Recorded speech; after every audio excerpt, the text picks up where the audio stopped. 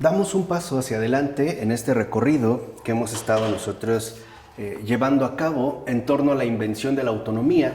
Y hoy toca el turno a un alemán llamado Christian Thomasius.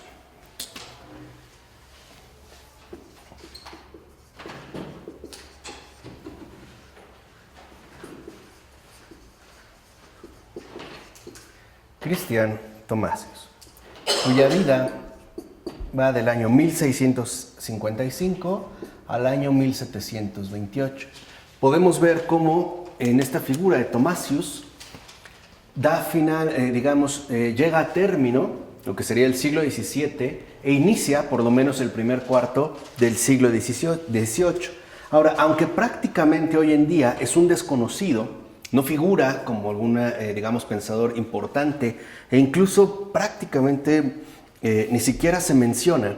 Aún los eruditos alemanes consideran a Thomasius como el fundador de la Ilustración alemana.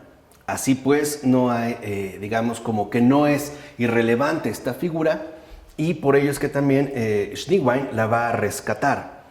Ahora, aquí, por ejemplo, uno de los aspectos que sobresalen en el caso de Thomasius es que va a escribir, en principio, 2 libros sobre el amor.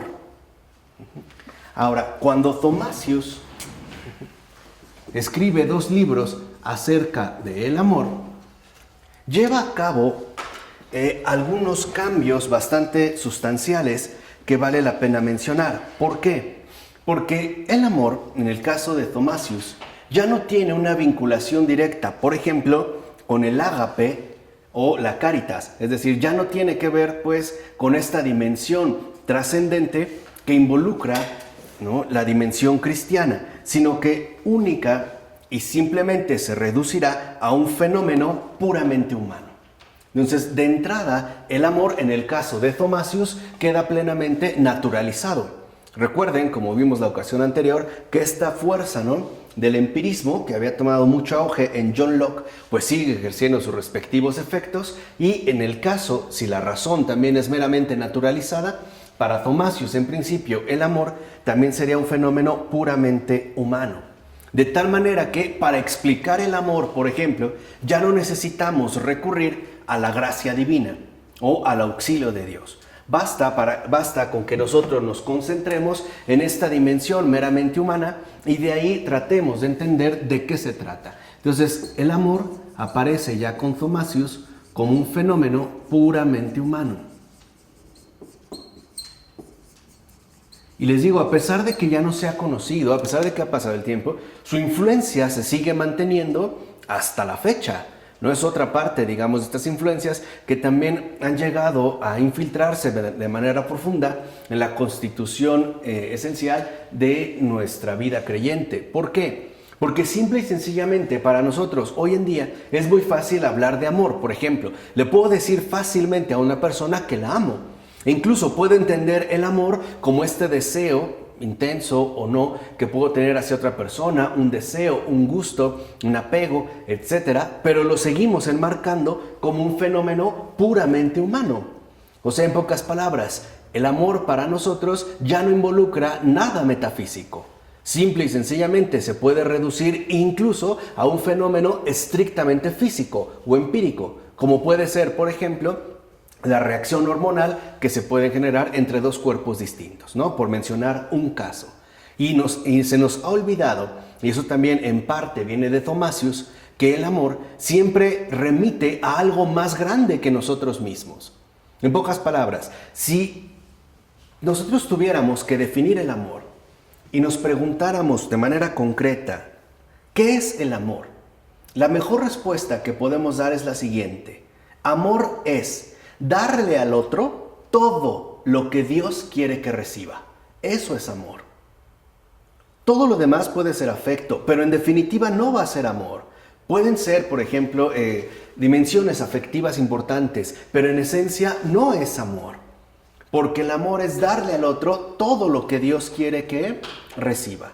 En pocas palabras, no podemos hablar de amor sin Dios. Y viceversa, sin Dios no hay amor. Es así de simple la cuestión. Ahora, aquí se empieza a plantear en estos términos. E incluso dirá, por ejemplo, en una de sus obras, Tomasius, lo siguiente: la norma universal de toda acción es esta: se ha de realizar aquello que hace que la vida del hombre sea duradera y dichosa en grado máximo.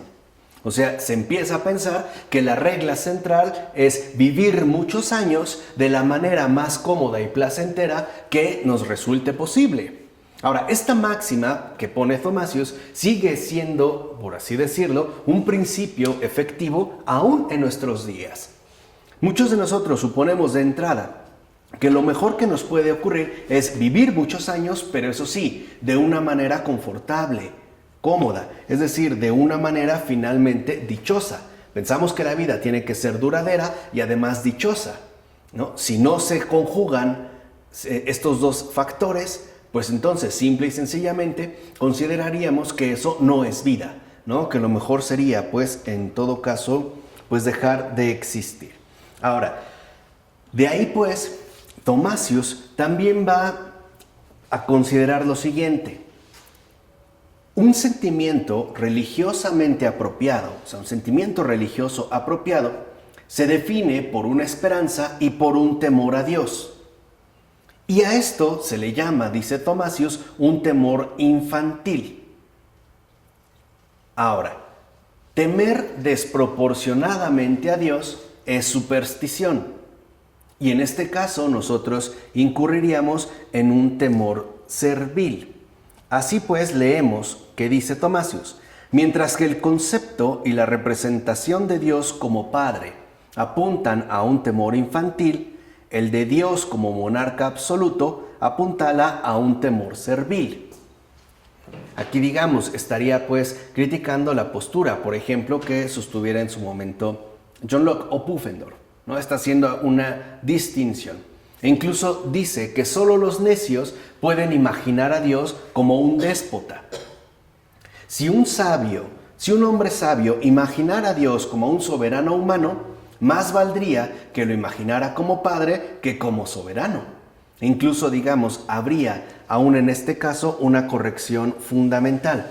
Y añade Tomasius que si concebimos a Dios como legislador despótico que exteriormente y solo exteriormente obliga a los hombres por medio de castigos, entonces también debemos tener presente que no hay acciones honestas o vergonzosas que sean independientes de la voluntad de Dios.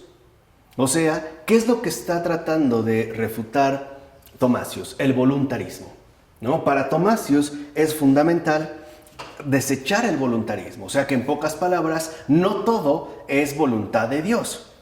Ni siquiera, incluso, por ejemplo, las acciones honestas o vergonzosas. Este sería como un primer punto importante. Por eso, Tomasius va a abandonar la tesis de que Dios impone su voluntad por medio de amenazas de castigo.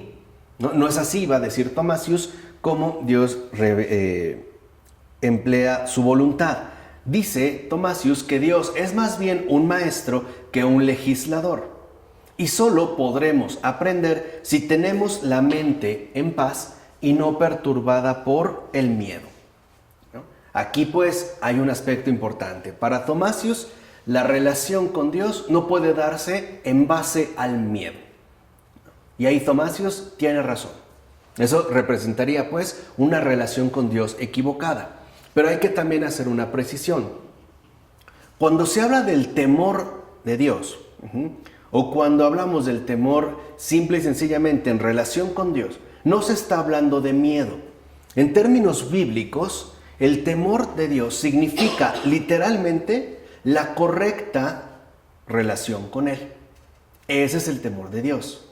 Entonces, que inspira el temor de Dios o seguir el temor de Dios o basarse en el temor de Dios es mantenerse fiel a las indicaciones que Dios ha presentado, precisamente por temor a ofenderle. Es decir, en pocas palabras, el temor supone el amor. El miedo expulsa el amor, ¿no? Que es algo que el evangelista San Juan, por ejemplo, ya había mencionado de una manera además muy bella.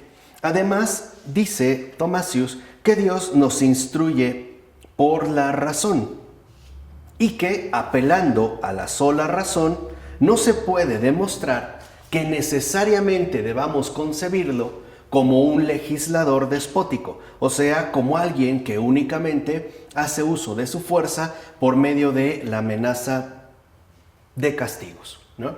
Ahí Thomasius va bien. Vamos, ahí sí hay como una rectitud. Y por definición, dirá Thomasius, el castigo supone males vinculados a ciertos actos debido a una intervención deliberadamente voluntaria en el curso natural de la naturaleza. Entonces, lo primero que dirá Thomasius es que si la relación con Dios no está basada en el miedo y por tanto tampoco en el castigo, entonces el castigo es una institución puramente humana. Entonces, cuando nosotros hablamos de castigos, estamos hablando de invenciones meramente humanas. Es decir, la manera en la cual nosotros buscamos sancionar un mal vinculado a una acción plenamente voluntaria. De tal manera, pues, que de las leyes de la naturaleza únicamente se podría concluir que alguien, por ejemplo, debido al acto realizado, merece ser castigado. Pero no podríamos nosotros establecer de igual manera el castigo que merece. ¿Se entiende? O sea, solamente podríamos determinar que alguien merece ser castigado, pero no tendríamos los elementos suficientes para determinar qué tipo de castigo. Y aquí también Thomasius toca un punto importante que hasta la fecha parece estar desatendido. Por ejemplo, si una persona comete un homicidio, ¿no? Una alevosía y ventaja, o comete un crimen, ¿no? Un acto que merece ser castigado como de gran espectacularidad, entonces en Estados Unidos puede ser condenado a muerte. Ahora, el castigo es haber privado a otra persona de su vida, ¿no? Y el castigo que se le impone, la pena de muerte, es justamente privarlo de su vida. O sea, lo castiga con aquello que precisamente se le está imputando. No sé si se entiende. O sea, se penaliza que se mate, pero la pena es que a él se le mate. Y eso ya no se ve pues como un castigo, sino como un acto de justicia, ¿vale? Además, esta situación, ¿no?, nos lleva a darnos cuenta que incluso a pesar de la aplicación de un castigo, eso no significa que necesariamente la cosa queda resuelta. Por ejemplo, en Estados Unidos, cuando sentenciaron a muerte a un hombre que había violado, había abusado y finalmente matado a un adolescente, los padres estaban muy insistentes en que en efecto se le diera la pena máxima, es decir, la pena de muerte. Y en efecto se le sentenció. Bueno, en el momento en el que la prensa cubrió, ¿no?, todo este evento y finalmente el hombre ya fue ejecutado, uno de los reporteros se acercó, claro, con cierta malicia, ¿no?, a los padres de familia y les preguntó, ¿contentos? Y ellos respondieron, no. ¿Vale? Aquí es donde nosotros podemos entender que incluso la imposición de un castigo no necesariamente corrige el mal perpetrado, o por lo menos los efectos que éste suele dejar consigo. Ahora, si ya no se puede concebir a Dios como alguien que amenaza con castigos, pues por lo menos gran parte del justnaturalismo, es decir, esta corriente teórica que se basa en el derecho natural, pues tendrá que desaparecer. ¿Por qué? Porque lo que va a decir en pocas palabras Thomasius es que el castigo es el poder superior de la ley. ¿Esto qué significa? Que las leyes de Dios no son idénticas a las leyes humanas. De hecho, va a decir Thomasius que la ley de Dios y la ley humana no pertenecen realmente a la misma especie. Más bien, la palabra ley, que como dijimos, ¿no?, conlleva el castigo en tanto constituye su poder supremo, se aplicaría a las órdenes divinas solo en un sentido aproximado. Entonces, aquí hay un replanteamiento importante. Lo que sí se va, a conservar es que, esta postura justnaturalista en Thomasius, es la distinción que puede establecerse entre lo que hace un maestro aconsejando y lo que hace, en todo caso, un superior emitiendo una orden. ¿No? Entonces, una cosa es ordenar porque se tiene el poder para, y otra cosa es aconsejar o enseñar porque se tiene la facultad para. Estaríamos pues en estos dos ámbitos distintos. Pero ya no dice Thomasius que lo que haga o lo que hace un superior dominante es obligar. Más bien un superior tiene dominio. Y Thomasius por eso casi va a llegar a decir que las órdenes de Dios deben tomarse más bien como consejos, o sea, a la manera de una recomendación. Entonces podemos decir que las tablas de la ley, en este caso, ¿no?, que les son dadas a Moisés, son eso, recomendaciones, son consejos. Dios obraría más a la manera de un maestro que busca transmitirnos consejos, de tal manera que ya no implica ningún tipo de vinculación y por ende ningún tipo de compromiso dado, o por lo menos se extinguiría un compromiso definido al respecto. Es algo que nosotros podríamos tomar debido a que se trataría de una autoridad de enseñanza a la manera de un maestro o simple y sencillamente, en este caso, omitir. En pocas palabras, lo que está diciendo Thomasius es algo que hasta entonces no se había sostenido. Dios nos da consejos, pero en todo caso dependerá exclusivamente de nosotros si los acogemos o los rechazamos. ¿Qué significa esto? Que nuestra relación principal con Dios ya no gira en torno a la obediencia. ¿Se entiende? Este es como aquí sí ya es el punto, digamos, o uno de los puntos más drásticos de Thomasius. La relación con Dios, si el fenómeno es puramente humano, entonces la relación con Dios ya no implica una relación de obediencia.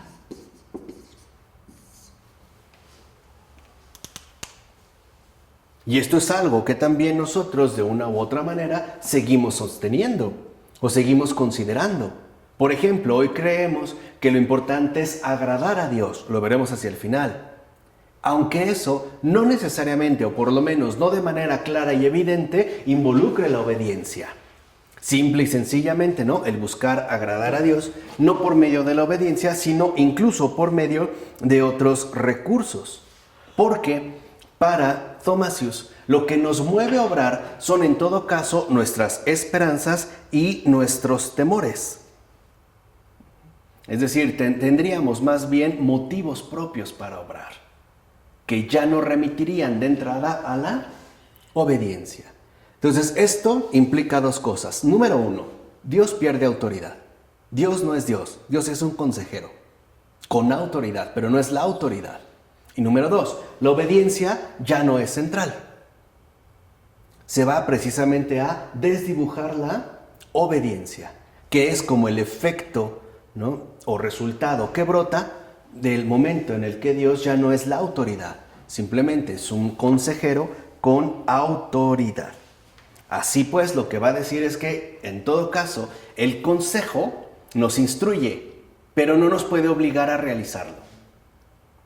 O por decirlo de otra manera, el consejo carece de fuerza para obligar a los hombres. Esto, digamos, es como un punto importante. ¿Por qué? Porque lo que está oponiendo, por ejemplo, a la obediencia es lo que en su momento se discutiría en términos de libre albedrío. O sea, el libre albedrío sería aquello que a mí me permite ciertamente escoger entre una cosa y otra. O sea, yo puedo recibir un consejo y a final de cuentas decidir por cuenta propia qué es lo que voy a hacer. ¿Y en qué me puedo entonces basar, dirá Thomasius, tanto en nuestras respectivas esperanzas como en los temores que tengamos? Será pues en todo caso un cálculo netamente humano. Si lo ven pues entonces, decir que amamos a Dios involucraría vivir un fenómeno también puramente humano. Sería pues ya como este replanteamiento en lo referente a la relación con Dios. Aquí pues lo que nosotros también veríamos es que Thomasius pues lo que está sugiriendo en todo caso es que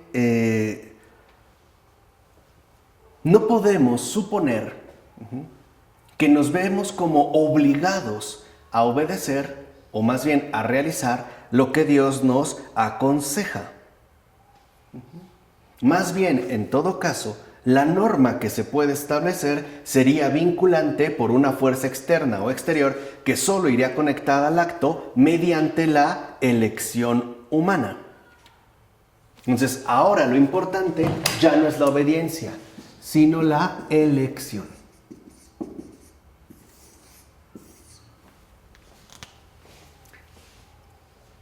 Aquí ya se pueden también destacar algunos aspectos esenciales. Por ejemplo, si Thomasius está rechazando el voluntarismo, es porque este voluntarismo de entrada recaía en Dios. Al rechazar este voluntarismo, lo que hace ahora es negar la primacía de la voluntad divina para exaltar ahora la primacía de la voluntad humana. Porque la elección, también lo mismo que ocurriría en el caso del amor, se presentaría como un asunto humano. Alguien nos aconseja. Bueno, nosotros decidimos. Ahora lo que se hace es quitarle, dijimos, no restarle la autoridad a Dios para dársela a lo humano en términos de elección. Por eso lo importante ya no es obedecer, sino elegir, ¿no? Empieza pues a recaer todo el peso sobre el sujeto. Incluso dice Thomasius, un hombre sabio considera el deber interno como algo de índole superior y por eso se dejará gobernar por medio del consejo. O sea, podría pues, ¿no?, apegarse a ello porque su propia elección hacia allá lo conduce. Y también en ello va a reconocer Thomasius, lo mismo que Locke, que nuestra tendencia es más bien a mostrar voluntades que concuerdan en pocas cosas y que en muchas otras no concuerdan y que incluso se pelean y se oponen. Así pues, el estado de naturaleza no es no es ese estado de guerra total, ¿no?, como el que mencionara Hobbes, sino más bien un estado de caos, que sería más cercano a la guerra que a la paz. De ahí va a concluir que se necesita una norma compartida a fin de que la sociedad pueda existir. Entonces lo que está diciendo, bueno, necesitamos seguir esta norma. ¿Cuál es entonces, en pocas palabras, su opinión fundamental y definitiva? Pues hacer una triple distinción entre lo honorable, lo justo y lo decoroso o correcto. Digamos, es como su objetivo. Para Thomasius, por ejemplo, el cometido de la justicia es impedir que las personas se perjudiquen unas a otras a un grado tal que la sociedad ya no pueda seguir existiendo. Ese es el cometido de la justicia. O sea, la justicia sería pues el evitar que se llegue a ese caos. Ahora, sus normas, va a decir Thomasius, únicamente se remiten a la conducta públicamente observable de la gente. Es decir, también se remite a un ámbito exclusivamente exterior. Ahora dirá además Thomasius, la justicia es algo importante porque hay gente malvada que tiende a perturbar la paz y a la cual hay que mantener bajo control. Para eso se requiere la justicia. Lo honorable, en cambio, se refiere únicamente a nuestra vida interior. Sería pues la diferencia sustancial. Dice, la gente honorable controla sus pasiones y deseos y no hace nada vergonzoso. Es decir, es algo que se remite a la cuestión interior. Por su parte, la corrección o el decoro, como la justicia, es una cuestión de relaciones con los demás y se refiere a la forma en que uno puede ayudar a los demás a mejorar su propio estado interior, de tal modo que, por ejemplo, no se quiera perjudicar a los demás. O sea, también nosotros seríamos consejeros. O por lo menos, ¿no?, tendríamos un cometido de instruir a los demás.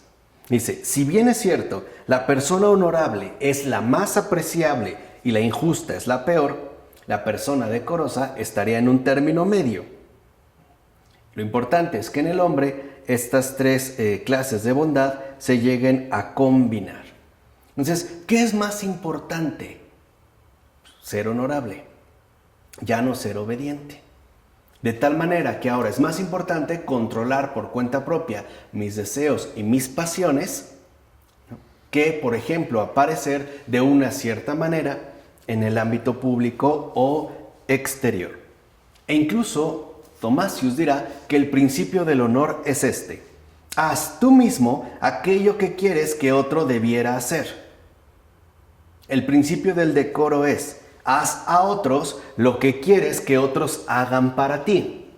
Y el principio de la justicia es: no hagas a otros lo que no quieres que te hagan a ti. En pocas palabras, todo partiría del propio beneficio.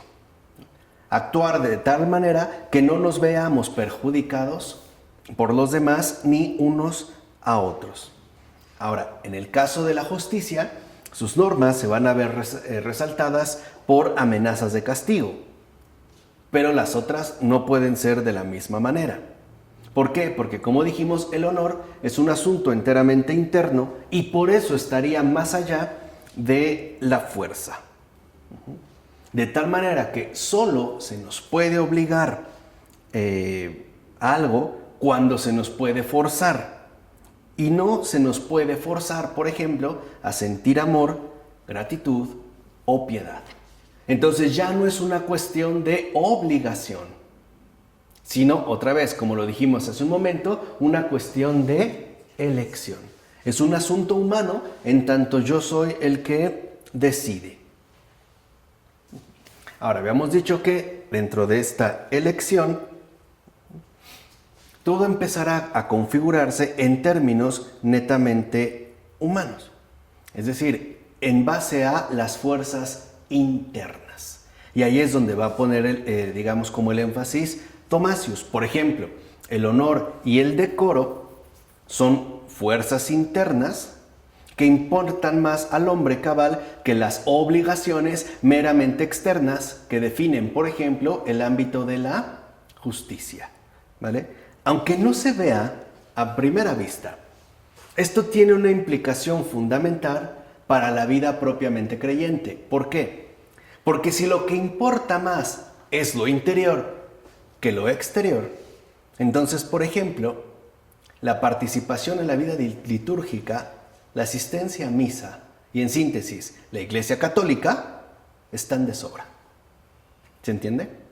¿Para qué necesito mostrarme de cierta manera exterior si lo único que importa es lo interior? ¿Para qué voy a la iglesia, pues, si Dios está en mí?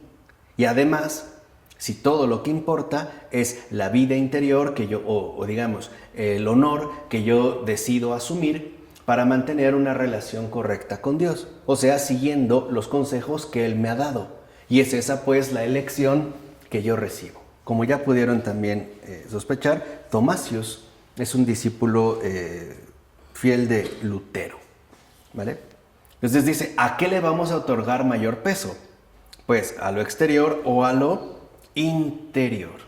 Por eso los deberes, va a decir Thomasius, conllevan sobre todo un poder motivador, pero carecen de sanción externa. Y ahí es donde aparece una situación esencial. ¿Qué pasa en este caso? Si se ha rechazado, como vimos, la obediencia y ahora se resalta la elección en tanto asunto meramente humano por medio de una cuestión interna, pues ahora precisamente lo resultante es que la obediencia va a ser sustituida por el deber. Ahora lo que importa es el cumplimiento del deber.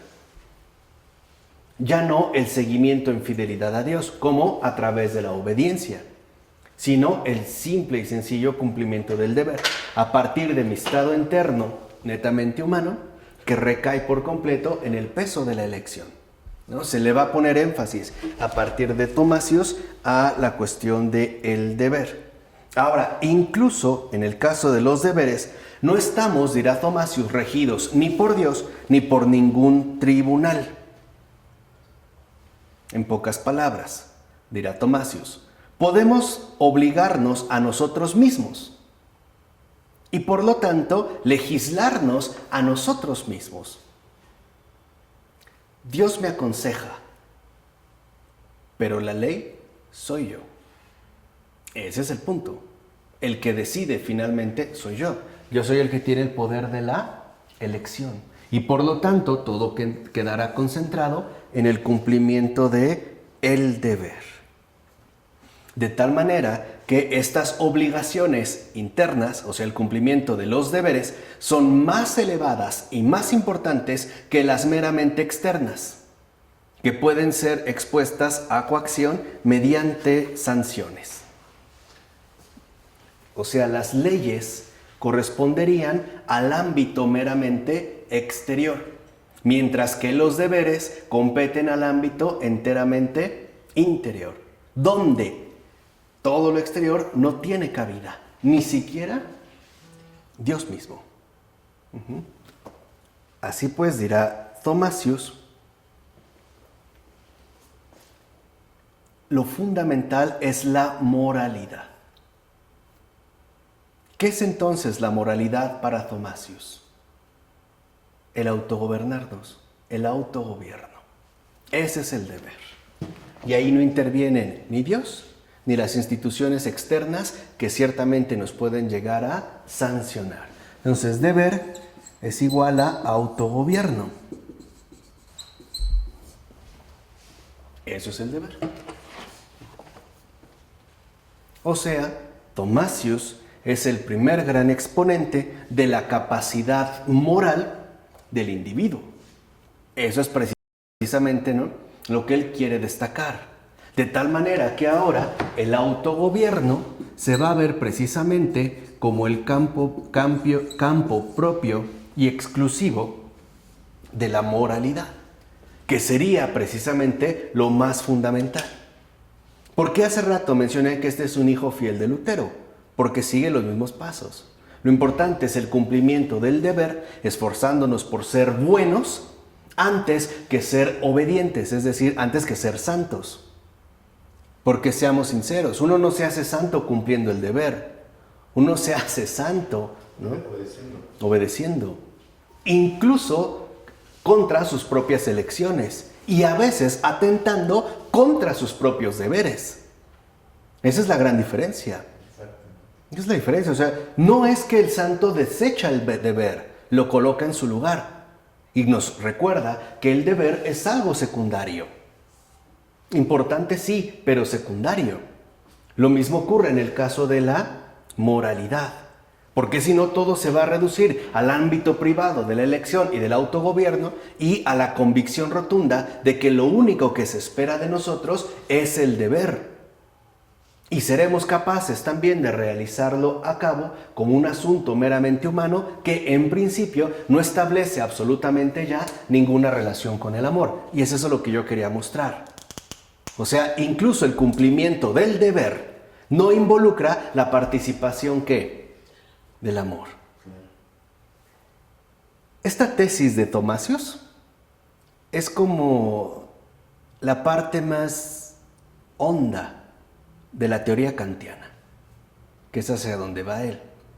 La moralidad kantiana es un férreo deber, pero es una moral sin amor. Les voy a poner un ejemplo muy sencillo. Él decía, hay que cumplir el deber por el deber, ¿no?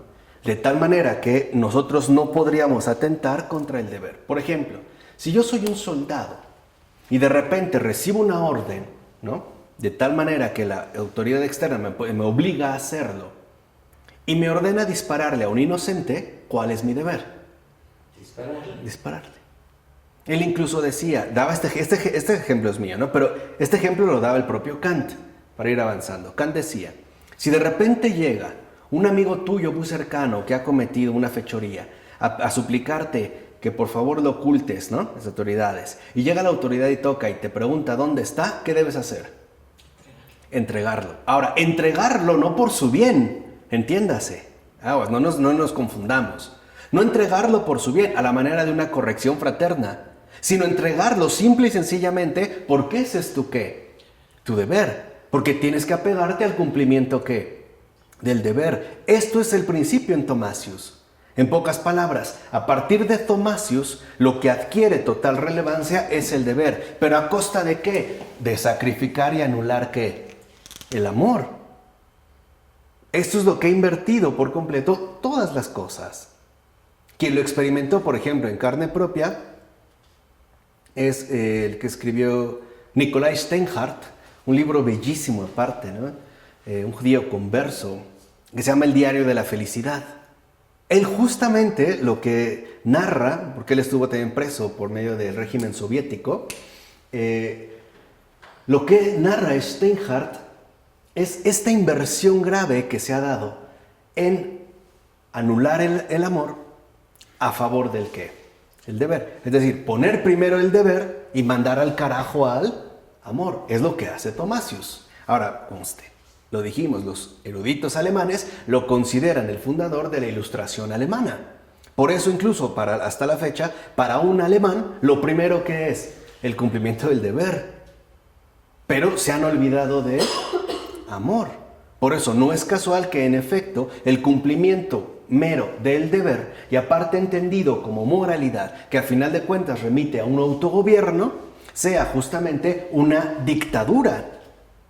Nos hemos vuelto dictadores de nosotros mismos, porque nos sometemos a la exigencia radical del cumplimiento del deber, pero a costa de renunciar ¿qué? Al amor. Por eso somos unos desconsolados. Por eso sí es cierto, somos eficientes, pero insensibles. Por eso somos productivos, pero no compasivos. Por eso somos buenos, pero no santos. Es esta la inversión radical que aquí se va a dar, ¿no? Y que parte pues de Thomasius. Por eso va a decir que la justicia pública y el orden entre los hombres necesitan un tipo de ley, pero la moralidad necesita otro. ¿Cuál sería la ley? Pues la ley de uno mismo, ¿no? La ley pues del autogobierno, que deja de lado justamente el amor para ahora concentrarse de lleno en el deber, es decir, en el autogobierno. Por eso él creerá que tiene buenos fundamentos, y de hecho sí, para realizar esta afirmación tan soberbia. Yo soy el primero en haber puesto las cosas en su debido lugar. Fíjense, es lo que dijo Thomasius tal cual. Yo soy el primero en haber puesto las cosas en su debido lugar. Ya sabemos, ya puso las cosas en su debido lugar. Primero el deber, al carajo el amor. Entonces, ¿cómo agradamos a Dios? Siendo buenos, o sea, autogobernándonos. O sea, no obedeciendo al amor. No siendo, pues, partícipes del amor. Este girito, o esta propuesta de Thomasius es fundamental para entender también nuestro acontecer contemporáneo. Porque para nosotros, en el orden del ser, es decir, en el orden de la verdad, el amor ya no ocupa el primer plano. Puede haber otras cosas que han venido a ocupar su lugar, ya no necesariamente el deber, pero pueden haber un montón de alternativas que finalmente no asumen al amor como lo primero, lo único, lo exclusivo o incluso lo más importante. Y si le damos cabida al amor, lo haremos únicamente en términos de un fenómeno puramente humano, sexual, afectivo, intelectual, qué sé yo, pero ya no trascendente. Por eso les decía, si esto es haber puesto las cosas en su lugar, pues entonces ¿de qué lugar se trata? Justamente el caos. Ese caos quizá del que se quería el evadir, es justamente al que nos ha conducido. La sociedad, entiéndase, la sociedad actual no está mal porque falten los deberes o porque haya una carencia de valores. La sociedad está mal porque no está enraizada en el amor. Es por eso. Todo lo demás es secundario. Incluso en gran medida la sociedad contemporánea es buena cumplidora de sus deberes. Y lo hace. Pero carece de lo esencial. Por eso es también finalmente como tan vulnerable, ¿no? Y a la vez como tan rígida. O sea, en gran medida, por eso es tan estéril. Porque se ha, digamos, como que al poner, según Thomasius, ¿no?, las cosas en su lugar, lo que hace es desterrar a lo humano de su raíz fundamental, que es el amor. Y esto también involucra, como se puede observar, mantener a distancia a Dios, únicamente como un consejero. Lo diluye. Claro, pero ya no literalmente como un amante. Lo puedes pensar como un padre, pero no es un padre. Ahí es donde se va a interponer esta cuestión de la ley. Es decir, lo sustancial aquí consiste en que la autonomía, ¿no?, ha tenido lugar a partir de desterrar el amor de nuestro panorama vivencial y colocar en su lugar, al menos en principio, el deber. ¿De acuerdo? Así como lo dice Dios, ¿no? No puedes servir a Dios el dinero, y ningún administrador, los administradores de este mundo son más astutos que los administradores de la luz. Esos son los administradores de este mundo, ellos todo lo tienen a la mano, ¿no? Claro, claro. Y ese es entre amor a Dios y al dinero, ¿no? Claro. Pero es un administrador del mundo, ¿no? Que no es administrador de la luz, que administra sus cosas como Dios quiere, donde el amor va a ganar y la obediencia es lo que ha de reinar a la voz de Dios, a la voz del amor. Claro, por eso no hay obediencia. Por eso todo se va a convertir en mero cumplimiento del deber. Es más, incluso hay como una situación importante que vale la pena destacar. El deber, mejor dicho, el cumplimiento del deber siempre conlleva algo de autoexaltación. Porque lo cumplí. Porque es egoísta. Claro, es eso, o sea, lo que quiere decir es eso, lleva egoísmo. El amor siempre lleva algo de incumplimiento propio. Es justo lo contrario, o sea, cuando realmente uno, ¿no?, se compromete con el amor, uno se da cuenta que nunca ha logrado cumplir con su ¿qué? Deber. Con su deber. Pero a pesar de ello sigue adelante, porque vive en humildad, o sea, porque se mantiene en obediencia. Pues eso es lo que decía Teresa de Calcuta. Santa Teresa de Calcuta, en una de sus oraciones decía: Señor, no hice todo lo que debía, pero hice todo lo que pude. Y lo mejor que pude es mantenerme ¿qué? En obediencia. O sea, el deber autoexalta. El amor siempre humilla. Porque siempre vemos lo desproporcionado que es las obras que hemos realizado. Y que realmente no hemos sido capaces ni siquiera de cumplir cabalmente nuestro deber. O sea, el deber exalta. El amor abaja. Y es lo que decía el Señor, ¿no? Aquellos que se engrandezcan, que se exalten, serán ¿qué? Humillados. Y los que se humillen serán ¿qué? Serán enaltecidos. Pues también de esto está hablando el Señor. Pareciera que nos previnió, ¿no?, con muchos cientos de años de anticipación de Kant, de Thomasius y de estos otros que estamos viendo. Del Padre, del Hijo, del Espíritu Santo.